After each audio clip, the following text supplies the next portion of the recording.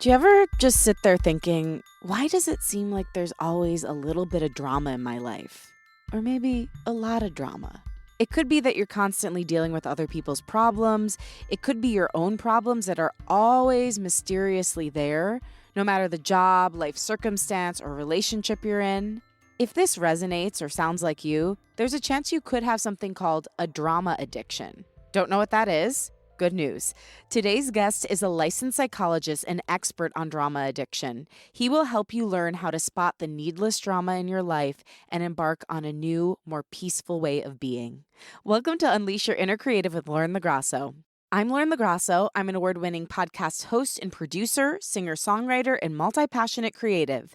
This show sits at the intersection of creativity, mental health, self-development, and spirituality. And it's meant to give you tools to help you love, trust, and know yourself enough to claim your right to creativity and pursue whatever it is that's on your heart. Before we get into it, 2 announcements. Unleash Your Inner Creative is nominated for a Signal Award. The Signal Awards are huge, and a lot of really big podcasters at big networks are nominated for these awards.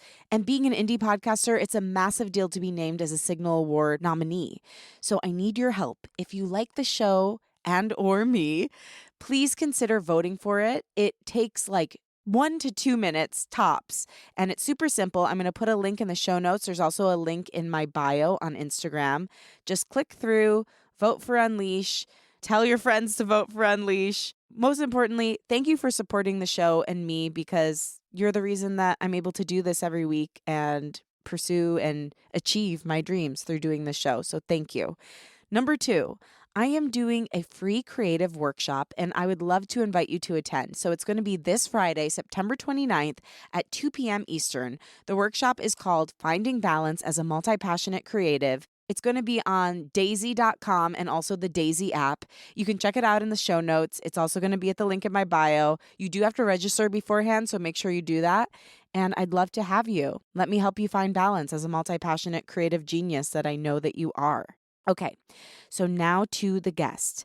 Today's guest is Dr. Scott Lyons. Scott is a licensed clinical psychologist, doctor of osteopathy, educator, and author of the book Addicted to Drama, Healing Dependency on Crisis and Chaos in Yourself and Others. He's also the host of the Gently Used Human podcast, obsessed with that name, and the creator of the Embody Lab, which is a hub for embodied education, self-discovery, and somatic healing. He's been featured in places like the New York Times, Vanity Fair, Forbes Women, The Telegraph, and many more.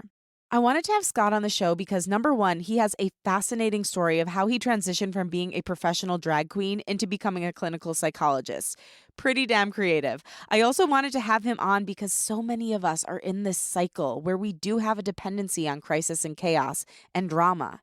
And it's important to be able to know what it looks like so you can call it out within yourself and others and begin to heal. From today's chat, you'll learn the signs and symptoms of drama addiction, how to start to heal from drama addiction, how to get back into relationship with yourself, find your authentic voice, and much more. Okay, now here he is, Dr. Scott Lyons.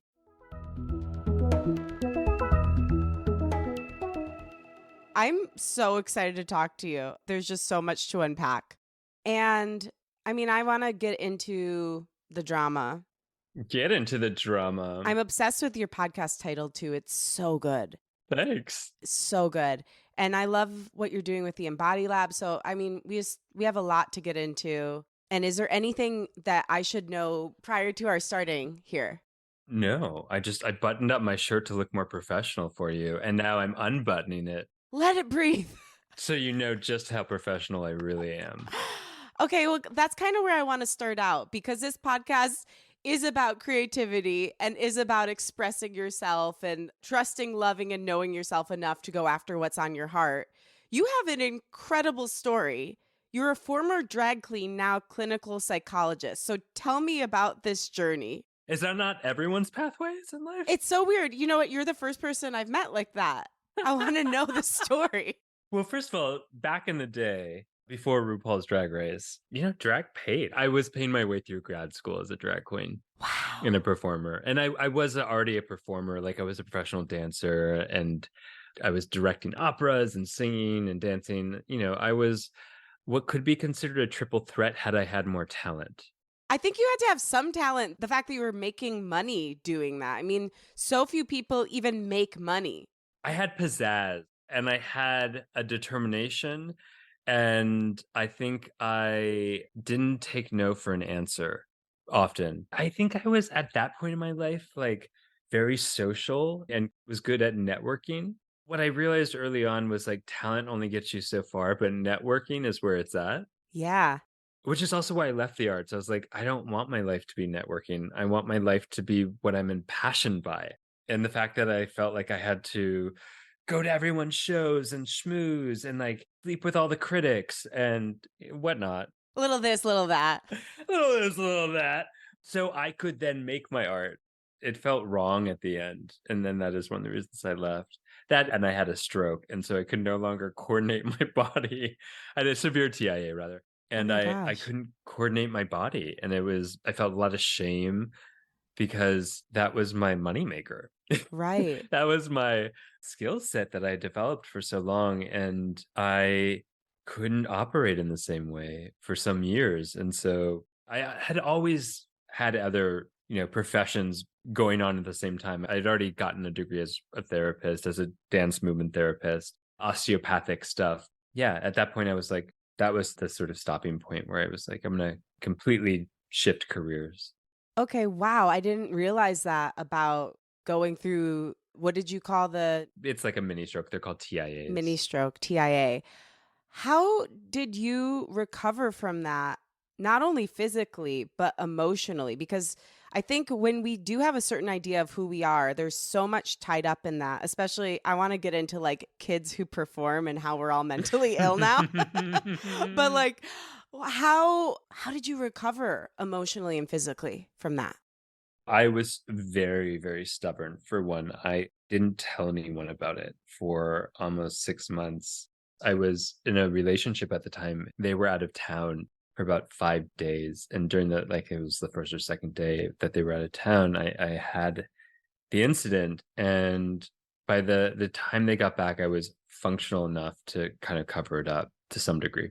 I didn't tell my family, I didn't tell anyone. I was moving to Berlin, like, 3 weeks after this, and I didn't want anyone to tell me not to. So, a lot of the recovery was then on hold because I held it as a secret for a long time, and like my brain wasn't working, my body wasn't working, and I would just come up with excuses of like, oh, I have a headache, or like I can't get together, or oh, I'm sorry, I just forgot that I have a lot going on. By the time February had happened, there was enough things I just couldn't juggle anymore in terms of the sort of side effects of it. Like was talking to a friend and they asked me how I was and I just lost it. Like I think I cried for like 3 hours straight, and luckily, I was surrounded by friends. It's really a healing opportunity. I then told my family and I told them, and I didn't want attention around it either, which is weird because a lot of my life I craved attention. I desired it to be seen. Yeah.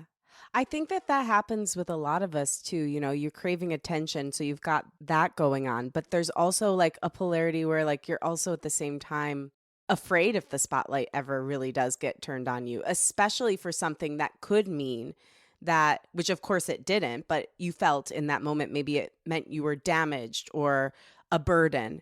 And that's the last thing you want to feel when you're already going through something hard. Yeah, I had a show I put up, which I was performing in about 6 months after that. Someone came and decided to write a review, and they just wrote about me the whole time, and they about my mediocrity. And I was so devastated because what they were referring to in the notes they had were consequences of this thing. And because I didn't talk about it publicly and I wasn't going to announce it before a show, but the fact that they had honed in on it and publish something on it. It was really a real pinnacle moment where I was like, fuck this. I'm never going to let anyone put me in that position again or comment on my disabilities in a way that I didn't feel like I could be in control of. And it was a real journey. So do you feel like you left drag on your own accord, or was it like moments like that that pushed you out? Like, do you think you still have a story with drag that needs to be written and ended with you? Well, first, I left drag because my legs hurt and my feet Right. hurt. And I was like, I was doing my like residency or something at the time. And I was like, I literally cannot stand for 5 hours because the night before I was doing some crazy ass dance and doing my splits in 6 and 8 inch heels. That's crazy. Yeah, yeah, Well, that's a good reason to leave. It's funny because my best friend and I put it all in storage for like 10 years, everything. And last summer, my friend was like, let's go to your storage and just take everything out and have a wild summer of dress up. And I was like, okay. And we did. And we just had a blast. It's nice in that way. I was like, I didn't shave my legs. I didn't do the 3 hour makeup job. It was nice to just do it more casually, of like, sort of like drag soft, like Right. softcore drag. Yeah, it's fun. It's a fun expression. It's wild. It's just an opportunity to do like really creative genesis of like themes and genres of textile together and just make people laugh too. Well, and I feel like we need it now more than ever for so many different reasons. And I love that you're now reclaiming it for yourself versus like needing to make a living or proving something. It's like it's truly just an expression. And now that you can come back to it from this healed place, you're actually doing it for the love instead of needing to prove anything. Yeah, it's such a liberation to come back to passions without feeling like that is my only means of survival. Yeah. Oh, yeah, for sure. That's a journey. That is a journey. Yeah. Okay, so then tell me, how then did you get to the PhD moment? Like, how did you get on this path that you're on now? When I was in my mid late 20s, just after that incident, I started applying for PhD programs because I knew I was done. I knew the career I thought I could have for another 5 or 10 years was done. It was a really easy transition. I was always impassioned by psychology, by mental health, by holistic conceptions of how the mind and body worked. And yeah, it felt like the really a smooth transition.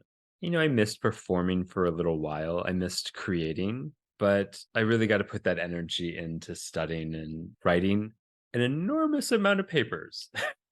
Too many papers. I went from writing, musicals about mud wrestling nuns to writing papers on borderline personality disorder and whatever. I want to hear the paper about wrestling nuns who have borderline personality disorder. This is what we need. This is the hybrid of all your work coming together.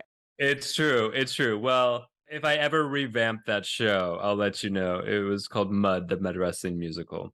Beautiful. It was fun. It was wild. It was absolutely a crazy show. It sounds amazing and so unique. Do you want to be Scott or Dr. Lyons? What should I be calling you? Beyonce is fine. Beyonce. Okay, so Beyonce. I've been Could you imagine? I could. I mean, listen, if it's what you want, it's what you want. You're here. I'm hosting you on my Zoom. I want you to feel comfortable. But I've been like stalking you on socials all day, obviously, Thanks. prepping for this. You have a great page. Thank you. And, I also have listened to a bunch of podcasts. I love the one you did with the holistic psychologist, Nicola Perla. And you talked about in that, some of the early imprinting that you had, how you were told as a kid early on you'd be lucky if you graduated high school, that your parents were told it's best to not have hope for Scott. And you gave this story of like when you walked down the aisle to get your PhD, that you had this hope, this dream that you would finally be healed. And you didn't feel that. No.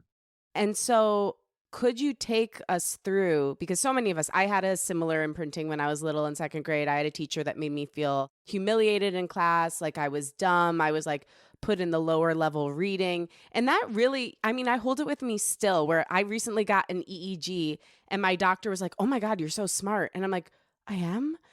Like, do you know what I mean? Like, Yeah. there's Yeah. still that little Yeah. piece of you that you carry around that even though you've done all these things and you have all these accomplishments, there's still a part of you that's like, what if it's all fake? And what if somebody finds me out and it was all true what that person said?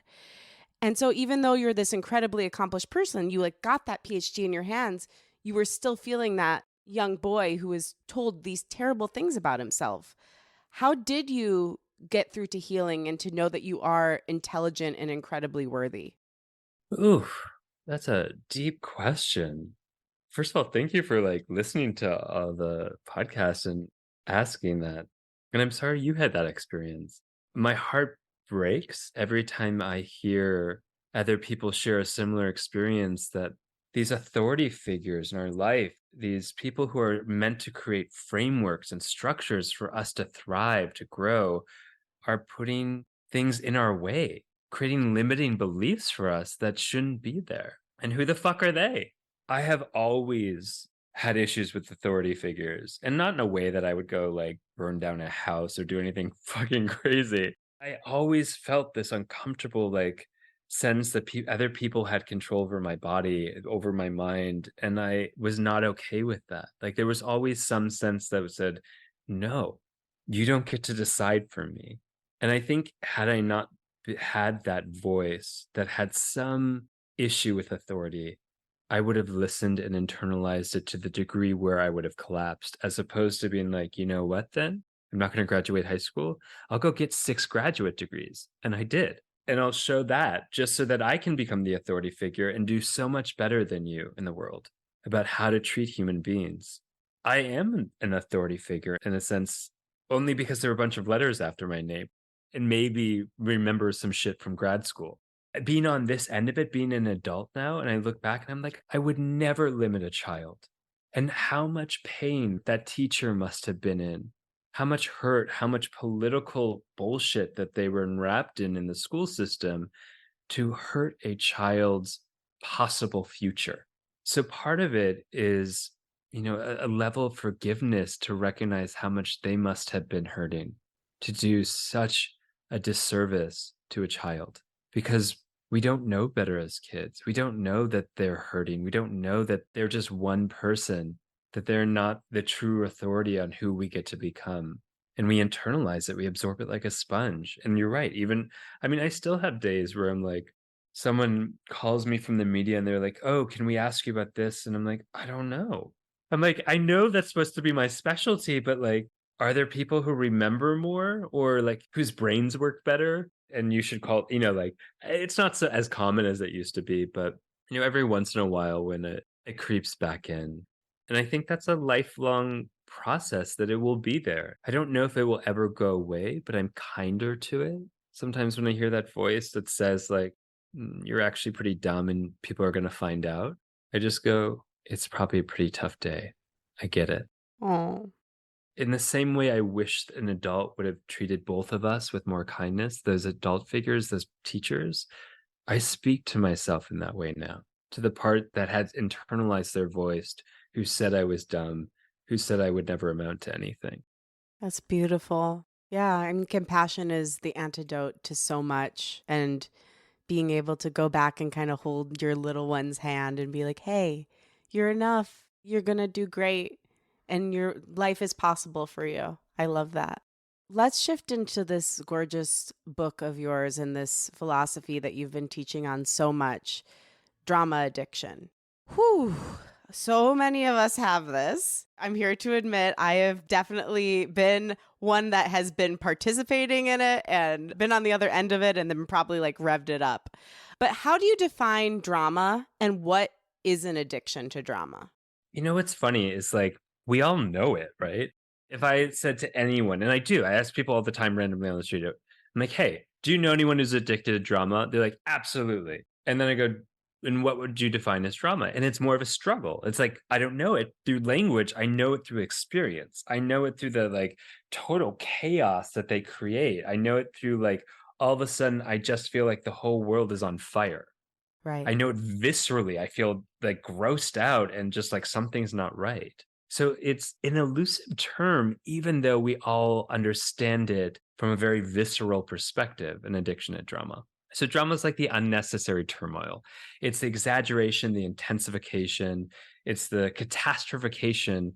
It's whatever it takes to create some level of stimulus in the end that then is disproportionate between the what's needed and the reaction to something. Like it's a disproportionate reaction. Like I pick up a pencil as though it was a 400-pound dumbbell. I blow out a birthday candle with a fire hose. It's sprinkling out, so I go into a bomb shelter to get out of the storm. Wow. Those are like, the metaphoric exaggerations, but like, what are the ways in which all of us interrupt our own peace, get in the way of our own stillness, get in the way of our own ability to find quietness? It's not like that's the absolute of life is to find quietness or stillness. But what happens in that process of stillness or quietness is we come closer into contact with ourself or closer into contact in a relationship. We're in the sort of sacred pause to which all the information underneath the surface of consciousness is available to us, or more of it is available to us, which is also where trauma is stored. Yay. Yay! And so if we are stirring the drama to avoid the trauma, I'll say that again. If we are stirring the drama to avoid the trauma, then we stay above that sort of threshold of contact with ourselves so that we never are that vulnerable. So we're never have to reconnect to the pain that we have been so purposefully defending and avoiding and as a way of survival. Oh, Scott, come on. Come on. That's so good. That's wild, though. Between the metaphors and then when you brought up the part about how the drama protects the trauma, I mean, it's pretty earth shattering. Mm. Could you give an example of some sort of drama that may be protecting a deeper level trauma and how that might pop up in someone's life? Easy. We do things all the time. We take a bubble bath, we're in a garden, we're like in a meditation class or a yoga class, and all of a sudden we're like thinking about an ex, or we start thinking about a grocery list we have to do. I mean, it can be on any level. I mean, have you ever just been like kind of sitting and all of a sudden you found yourself thinking about an argument with a friend that hasn't even happened? Have I ever? Yeah. That's called Tuesday for me, Scott. That's called Tuesday. I love that. What we think about, we have a physiological response to. We are revving ourselves up physiologically by thinking or projecting or creating the story. Our body thinks it's real. Have we ever overscheduled ourselves? Have we ever been like going to bed and decided to watch a very overstimulated TV show right before we go to bed? Yes. Or a violent movie or whatever it is. Like, what are the ways in which we rev ourselves out of contact with ourselves? And I say quietness, stillness, peace, because that's the first level of what's happening. But what happens with that is that we come closer to ourselves. I feel a little bit bad about myself. So I go on the internet and I start comparing myself to more people. I exaggerate my own feeling by pouring fuel on that fire by comparing myself. Have you ever done this? Like I'm having kind of a sad day and then I go, maybe even going through a little breakup, and I go listen to an Adele song. And all of a sudden, that feeling of sadness, which was at like a 4, is now at an 8. Why would I pour fuel on my own emotional fire? Mm. What is the value of that? And there is a value. The value of that for all of these things, it doesn't matter whether you're thinking about a grocery list instead of breathing deeper in yoga, or you're overscheduling yourself, or you're creating a fight in your head, or remembering a fight you had with an ex, or talking shitty to yourself. Whatever it is, it all has the same physiological response, which is a stress response. And what happens in a stress response, or the first part of a stress response, because there are several elements of a stress response, but the first thing that happens is called activation. It's a release of energy so that you can adapt and do whatever you need. A ball's flying at your head. There's a release of energy. You feel tension in your muscles because they're ready to go. You feel like a little flush of energy. You feel like some heat. All of that's like, okay, cool. We're releasing energy so you can navigate the situation. What also happens in that is some release of some hormones that essentially give you pain relief and makes you more numb. Whoa. Are you a runner? Not anymore, but I used to be. Do you remember the runner's high? Oh, yeah. Oh, so good. So fucking good. So the runner's high is you're stressing your body out. It releases a natural hormone. The high is also a pain relief. So the same action, physiological action, happens in any stress response. And so, like, What do you do if you're full of pain? If your baseline, if you have trauma rumbling inside of you, many of us have had trauma and disassociated, disconnected from ourselves. We have essentially self-abandoned for preservation. And we know that isolation and abandonment of any sort causes physiological pain. When someone breaks up with you, do you feel it? Yeah, you fucking do. When you break up with yourself, you also feel it. Oh, And how do we mask that pain? Well, there's two ways to do it physiologically.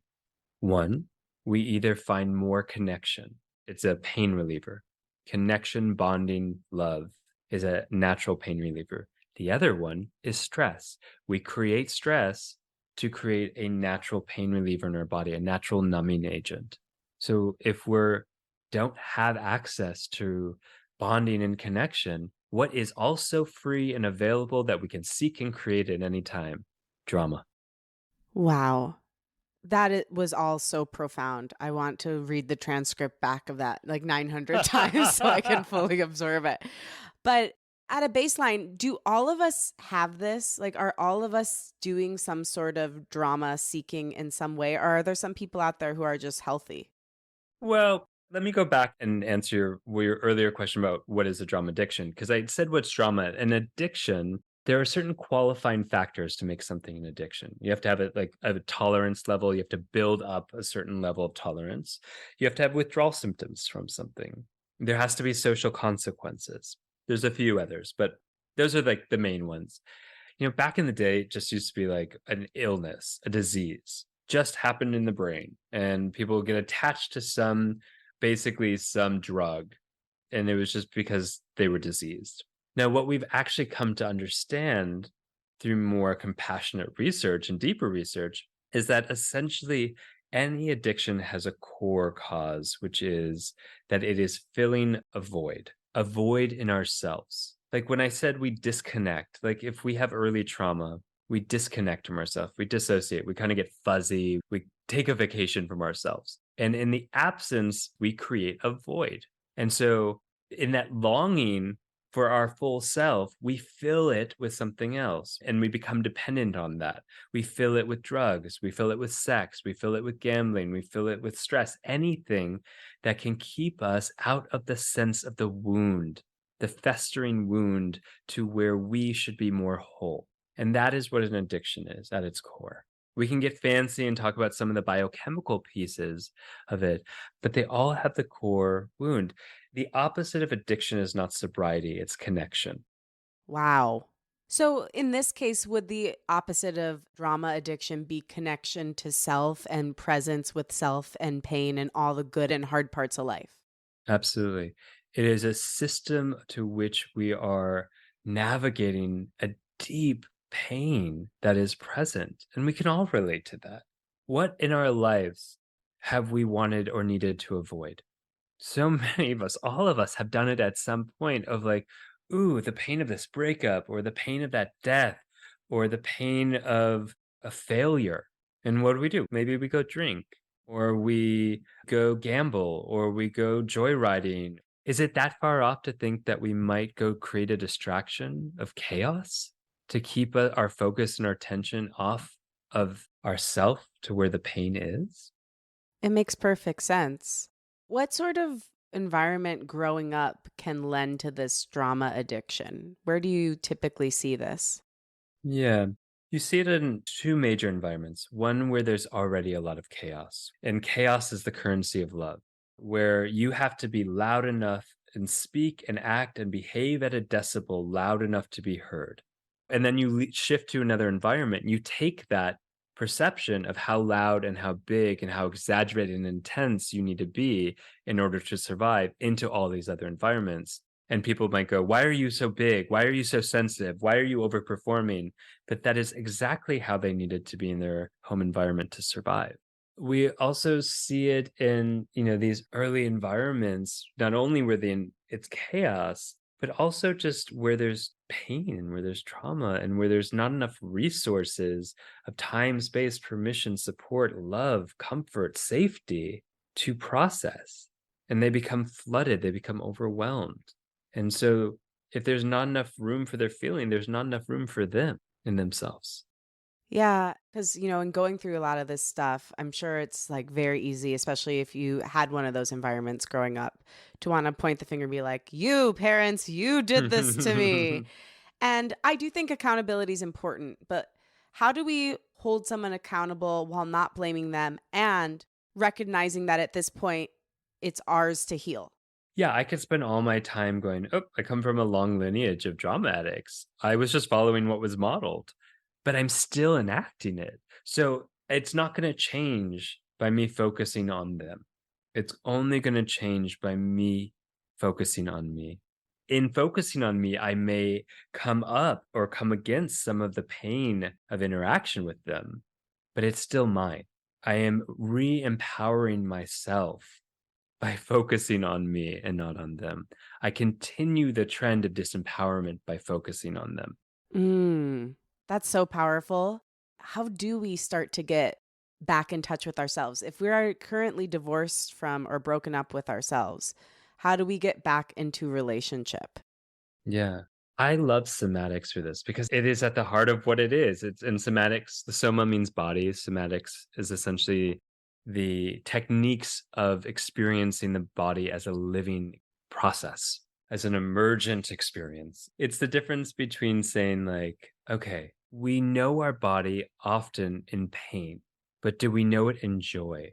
Do we know it in sadness? Like we go, oh, my heart's broken. Literally, I feel like some ache here, and so we know it on this, like, high decibel extreme scenario, but, like, even as you're listening right now to my voice, like, if you shift your awareness back into you and just even kinda notice, is there any texture? And sometimes there's imagery, like color, or sometimes memory or sensation or movement, like a impulse of movement, because this is our primal language. This is the language of how we experience the world first, is through sensation, and it has like texture and shape and color. And that might sound weird, but like go eat something really delicious and notice how your body responds.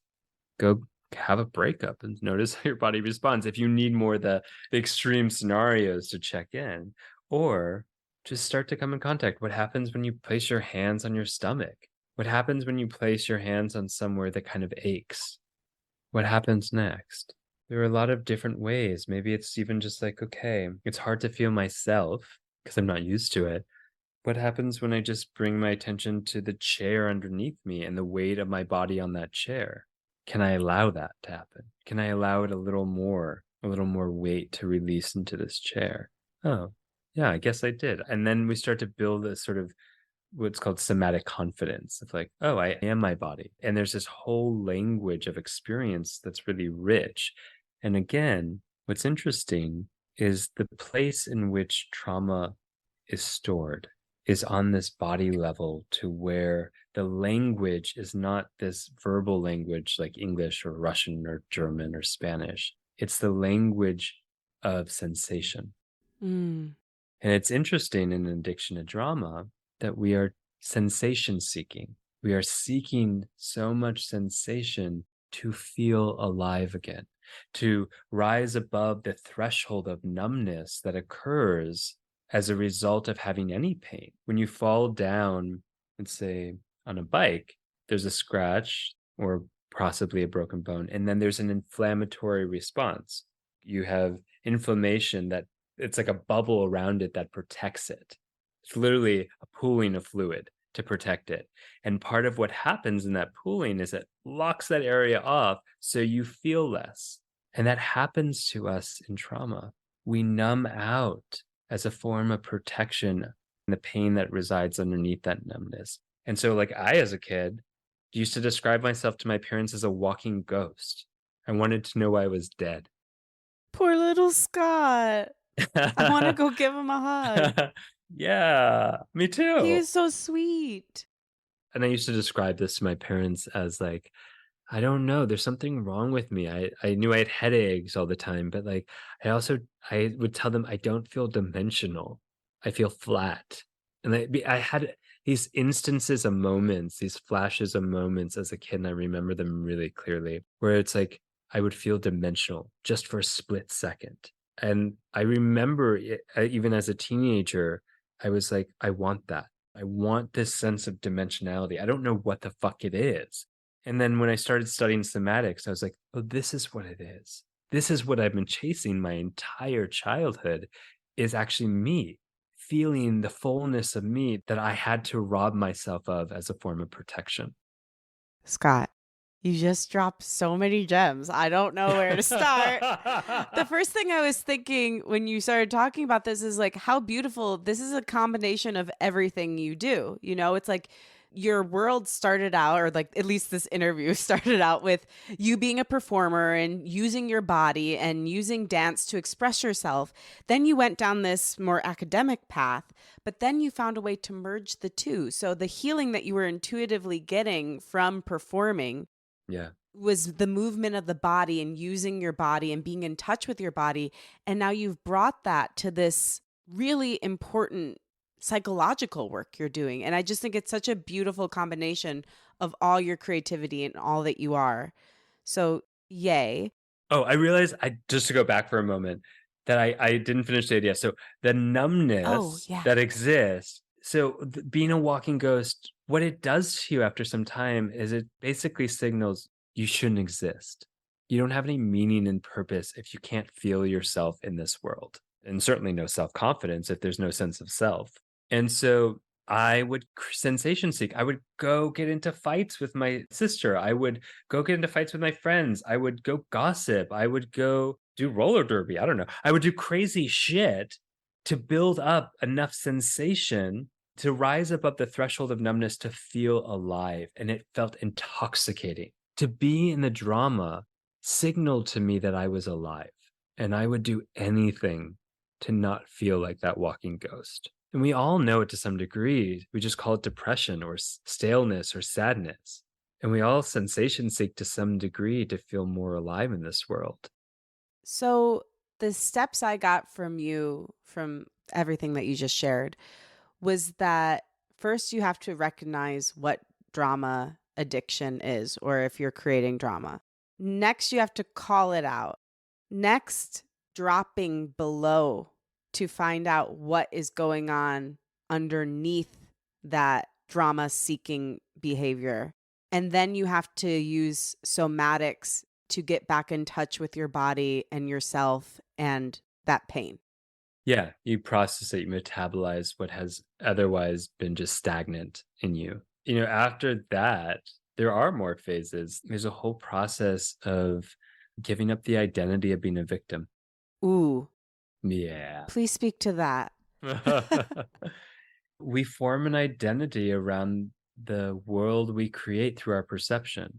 For many of us with an addiction to drama, you hear it in the language we use, using extreme, like always, never, it's always something. Ugh, they never have my back. And so this is the world that we create through our perception. And in that world, I'm a victim often. I'm either a victim or I'm the hero. And because I'm the hero, I'm also the victim and I'm a martyr. But because I'm the martyr, I'm also a victim. Whatever it is, that the identity we form around who we are in relation to the world we create is really hard to give up, even after we've done the healing. I remember as a therapy session where I came in and I said, I'm ready. And the therapist was like, I have no idea what you're talking about. And I was like, no, no, no, no. I'm ready to have a funeral for that part of me that is a victim. And she was like, okay. And it was like, I got this. I got this.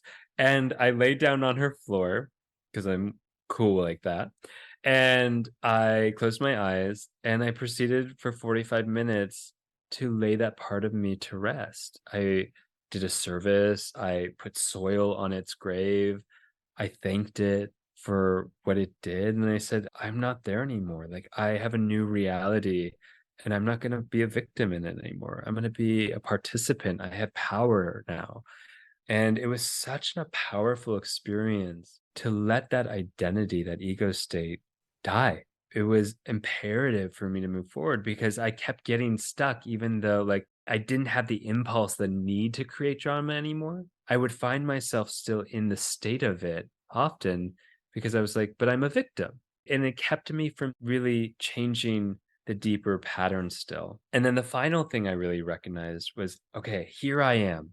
I'm kind of this fresh baby self. I don't have this identity of victim anymore. I'm this dimensional human. Okay, now here comes the scary part. I'm going to learn how to be in relation to other people. And I'm going to do it through vulnerability and intimacy as opposed to chaos and crisis. I'm not going to pull people into my tornado of crisis as the safest way I know how to be in relation to someone. I'm not going to stir their world up so that they can be understand where I am in the world. And I'm going to actually go, whoa, I'm going to sort of let myself be open.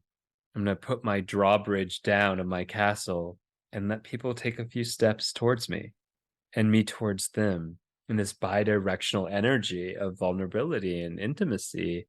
And I'm going to repattern the idea that intimacy means death.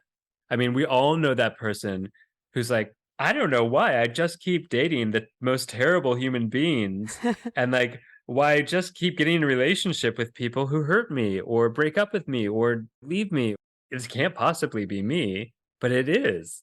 The common denominator was always me, but I couldn't see that because the idea of intimacy, someone coming close to me, meant I would be close to me, which meant I would be in contact with the deep fucking pain that I was trying to avoid. I couldn't let anyone in if I wasn't there.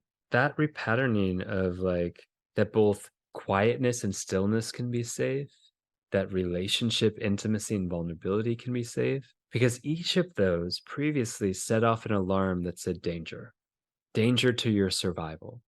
I have a question, Scott, because I definitely relate. Like, prior to my current relationship, dated a lot of people who struggled with alcohol addiction or just like weren't able to be fully present. I was in like a 7-year relationship with one. Oof. Yeah, crazy. But it was exactly what you said. It was because I never had to be on the hook. If I was with somebody who wasn't available to be there for me and who wasn't, I mean, my therapist recently said to me, she's like, you never brought him up. It was like he In wasn't even 7 a, years? well, like I would occasionally, but Oh, it was okay. like he wasn't really even a part of my life because I had disconnected to the point where it was like, oh yeah, that's happening and he's doing bad things, but like basically it was just like a little like sidestep in my life. So I took 2 years off and did a lot of healing, and now I'm madly in love. Wait, what's that like? It's so fun. I thought Oh, everyone was lying about love. I was such a cynic, Scott. I would literally, when yeah. people would talk about love, I'd be like, oh my God, they're so stupid. I know exactly what you mean. Yeah. And as a relationship therapist, I feel really good about saying that to the public. Well, no, but you know what I've learned in the last year? We teach what we most need to learn. And who better to teach it than somebody who has been and is going through it? Like, I would much rather learn about relationships from you, someone who I know is in the trenches with me, than someone who's like basically lived like a monk on a hill and never really had any experience. Like, that's great for them. But Yeah. you're actually out here trying. I trust you. Thank you so much for being honest about it because it's hard to be honest about these things, especially when we're teaching them. I'm excited for you. I'm excited for you. I also just get a little high just like in asking that question to people who are madly in love Yeah. because it's like their whole like visceral experience. You just lit up. You got giddy. You like haven't grounded back into your seat in the most perfect way. Like I love that. And emotions are contagious.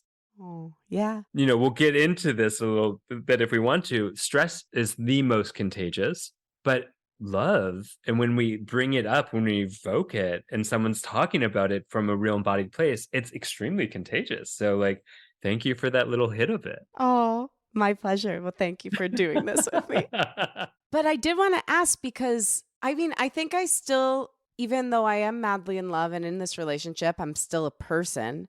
And I still have some beliefs around love. And it's just recently come up that I still have something in me that believes like ultimately love isn't for me and it's going to get away from me and it's going to fail me. And I don't understand love. Like everyone else out there, they get it and they're good, but I just don't get love. Like I can't have it easily. Yeah. And so, like, sometimes with Timmy, my boyfriend, things will be going really well and we'll be so happy. And then this little thing happens. It's like a slight disappointment. And I have like a full on panic attack. I'm like, I knew it. Like, this is proof. Like, I'm experiencing all that internally. So it's like, what should I do? Well, you're in this interesting phase, right? Which is called awareness. And awareness is a really shitty phase in the phasic process of healing because of this. It's like I'm doing it and I'm aware of it and I can't stop it. If we look at like in the phases of healing, change is a little later on. Like you're not near change right now. You're in like the deep awareness of how present the pattern is and what else is here that comes up. So it's like, okay, I hear that voice. Whose voice is it?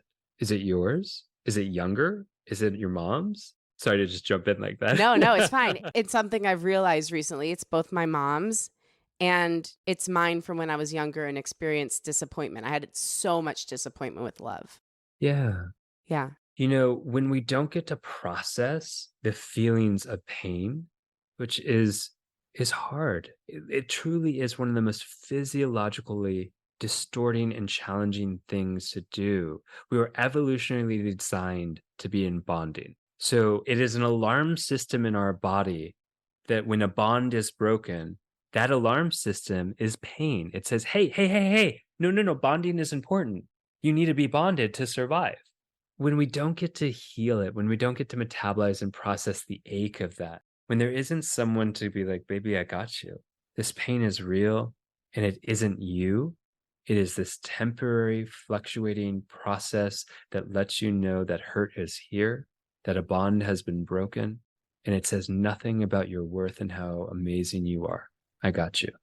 If we don't have that, we start to create narratives. We start to create scripts that say, ooh, this hurt keeps happening and no one seems to come to my rescue. It must be I'm the bad person. Or it's happened again. Why? We are so designed to organize our emotions through story that we start to believe the story is the truth as opposed to the emotion. And then we carry the story as a limited belief through our life until we can allow that to dissolve, to be the non truth that it is, to realize that was just an organizing principle, an organizing container. And if we can dip inside, which is chaos, because emotions are chaotic, they're not linear, they're not organized, they don't make sense in the way that we would like them to. But when we can tolerate being in the chaos of them, we don't need and we don't carry those stories or those limited beliefs anymore. When you were talking, I just remembered, I did breath work for the first time a couple months ago, and I had this image that came up during it. And basically, it said, like, some voice said, like, you don't need to, like, heal anything other than your relationship to love. Like, I mean, obviously, there's other things in my life, but, like, when it comes to relationships, like, It's pretty core. yeah. It was like the thing you need to heal is your relationship to love and what you believe it can be. And so, like, my kind of plan right now is next time it comes up, because I'm sure it will come up again, For sure. is to at least just call it out and say, okay, this is what's happening. Yeah. Yeah. Call out. And then maybe I can like do some sort of getting into my body sort of thing, holding my heart and being like, okay, I'm here. It's okay. I'm here. And then be with my partner because he is there for me and he is different and he has changed the game. Like I literally said to him a couple days ago, I'm like, I know God loves me because I was sent you. Like I didn't think I would get this in my life. So I do have that deep sense of safety, but sometimes I can psych myself out of it. But this was really helpful. Thank you. I'm so glad you get this corrective experience that gets to be the evidence against the narrative you also had to create. Thank you. Me too. I want to ask you this question because I do think it's important given that there's so many people in our audience who, like us, are performers. Oh, There was something going around TikTok a few months ago, and it said something like this: if your family had you perform for them when you were little, you are now mentally ill. first of all, fuck you, TikTok.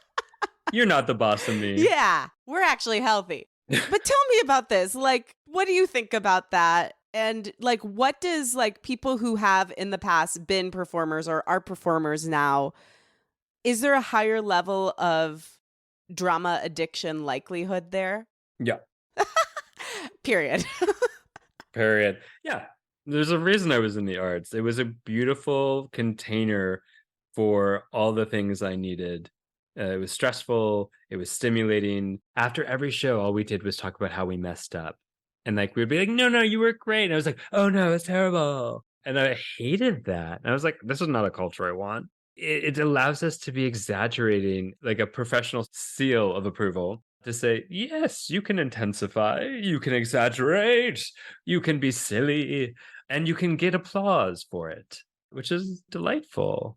It's not to say if you're in the arts, you're addicted to drama, because all of us are addicted to drama to some degree. Because if you are on social media, guess what? They are replicating how media works, how social media and media, newspapers included, how they work is they have to get your attention at any cost in order to sell you something. And that's called an attentional economy. And what's interesting about an attentional economy, it's really well proven. It's like the hottest commodity on the market is your attention. So we're all competing for your attention. And what we don't necessarily realize in that theory is the mechanism to capture and maintain someone's attention is through a stress response.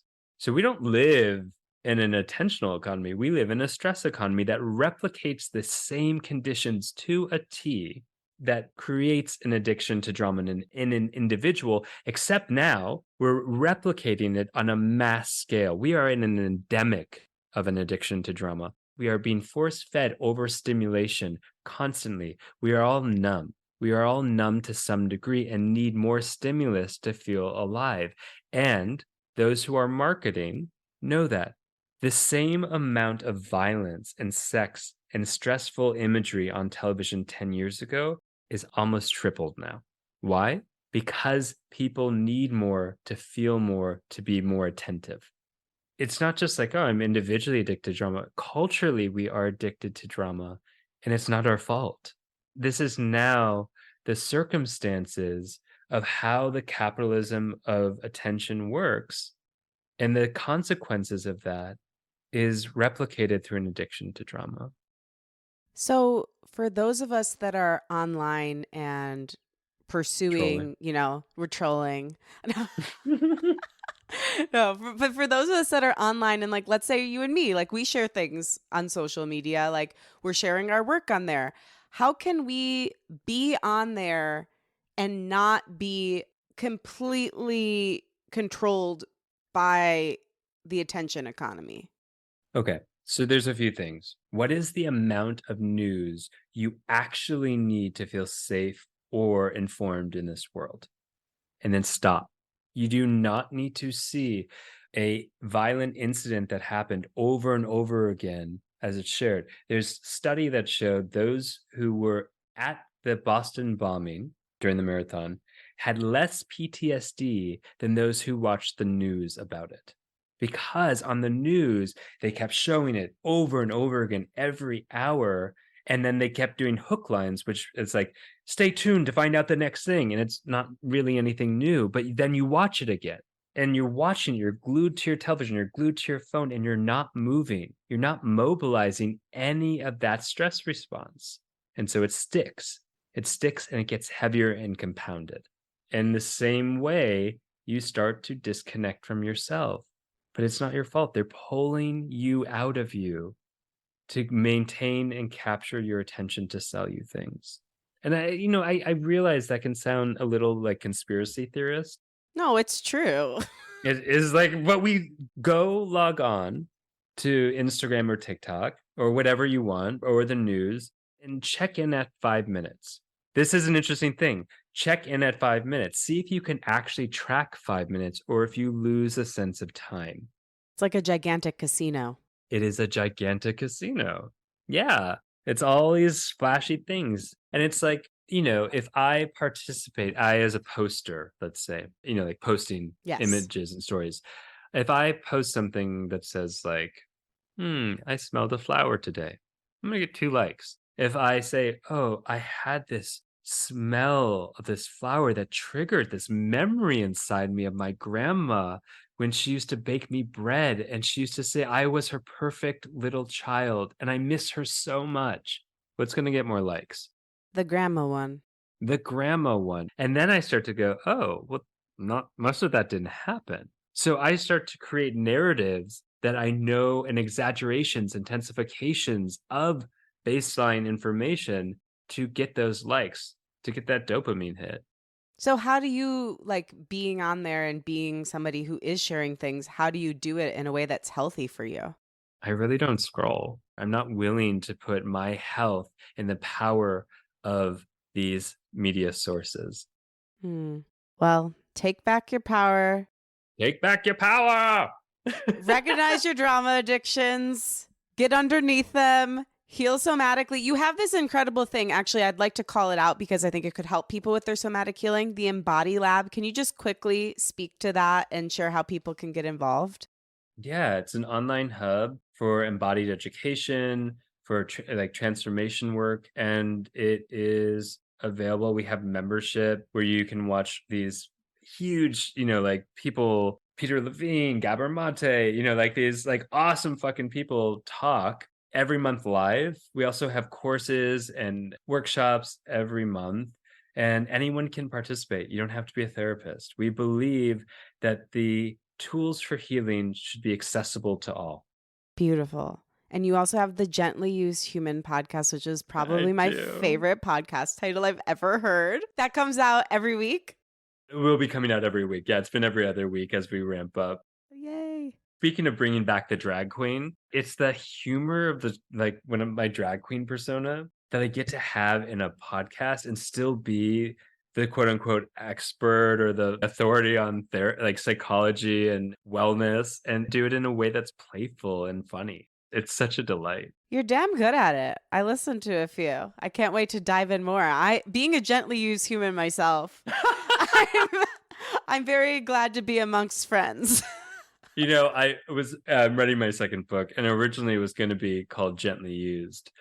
And we went through this whole process of people like, well, what does gently used mean? Like, I think of like used clothing. Some of my other friends on Fire Island were like, I think of, sex. And, they were a little more graphic than that. And I was like, oh, I just mean like, we're all kind of in a process of being recycled at times, and like we've all had these experiences, and sometimes it brings wisdom and other times it knocks us down. We're Yeah. gently used. We're not these fresh, innocent, totally resilient little beings anymore.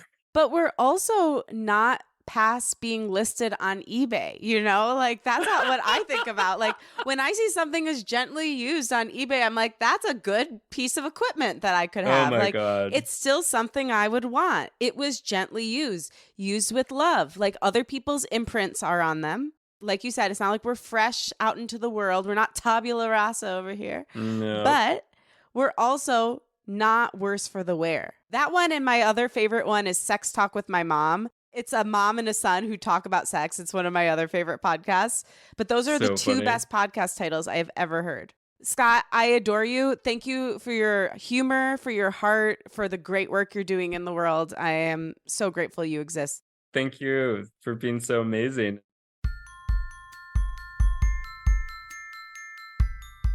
Thank you for listening, and thanks to my guest, Dr. Scott Lyons. For more info on Scott, follow him at Dr. Scott Lyons. Check out the Embody Lab at theembodylab.com. Get his podcast, the Gently Used Human Podcast, wherever you get your pods, and get a copy of his book, Addicted to Drama, wherever good books are found.